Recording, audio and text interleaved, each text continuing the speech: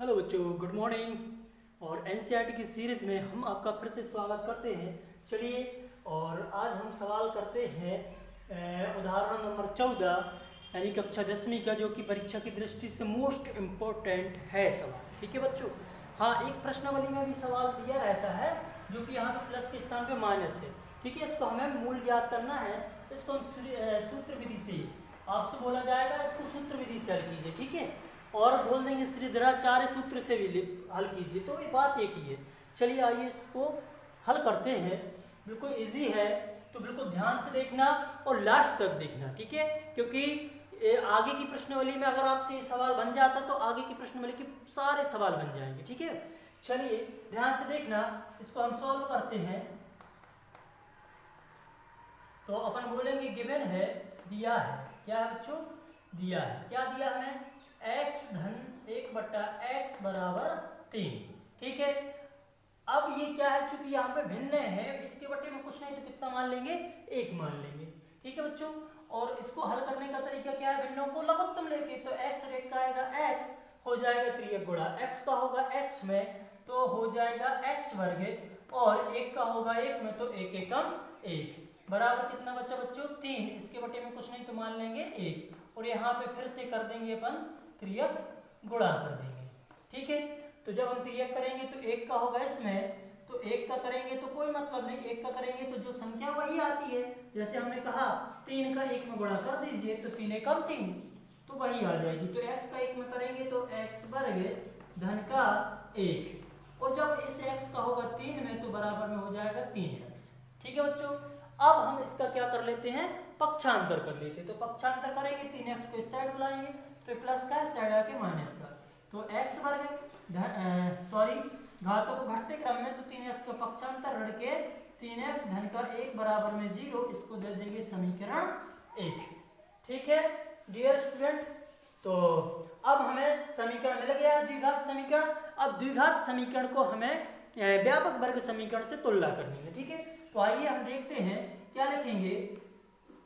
समीकरण 1 की व्यापक समीकरण, कौन सा? व्यापक द्विघात समीकरण। द्विघात समीकरण कौन सा?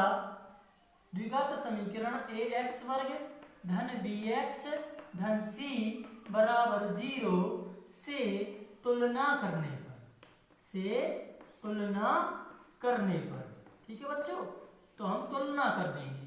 तो हमने देखा कि a के पास क्या है? x वर्ग का गुणांक इधर क्या है? 1, तो a का मान आ गया बच्चों अपना 1। b का कितना आया? b का आया यहाँ पर ऋण के 3, और c का कितना आया? 1।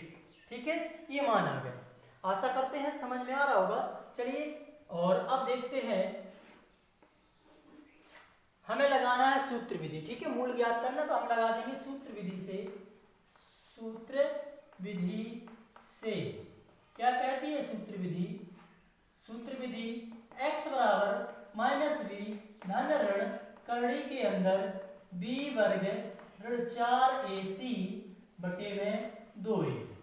ठीक है बच्चों, ये सूत्र है। इस सूत्र को तो बिल्कुल याद कर लीजिए, क्योंकि एक अंक में भी पूछा जाता है इसमें से एक सवाल। तो पूछ लेंगे कि श्रीधराचार्य सूत्र लिखिए, या सूत्र लिखिए, या फिर हाँ, दोनों टाइप से पूछ लेंगे, तो आपको इसको याद रखना पड़ेगा। ठीक है, चलिए इसको सॉल्व करते हैं। बिल्कुल इजी है। x बराबर minus b plus minus under root b square minus 4ac upon 2a। ठीक है, आइए इसको रखते हैं। a का मान, b का मान क्या था अपने पास? इक्वल, बराबर के नीचे बराबर, माइनस b का मान है ऋण के 3, तो हमने रखा ऋण 3, और धन ऋण करड़ी में b वर्ग, मतलब कि ऋण के 3 का वर्ग ऋण 4। a का मान क्या है? a का मान क्या है? तो आप कहोगे सर 1 है, तो 1, उसी का मान क्या है बच्चों? 1, तो इसका भी क्या रख दिया हमने? 1। ठीक है, और बटे में कितना है? 2। a का मान है 1, 2 का मान कितना है?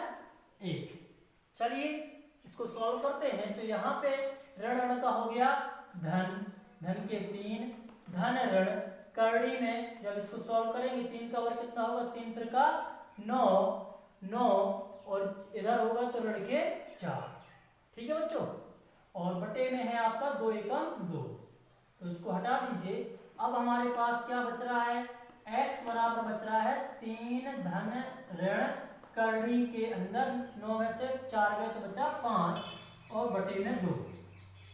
ठीक है, अब ये सवाल हो गया लेकिन हमें मूल निकालना, तो मूल 2 होते हैं हमेशा, क्योंकि घात कितनी है इसकी 2 है।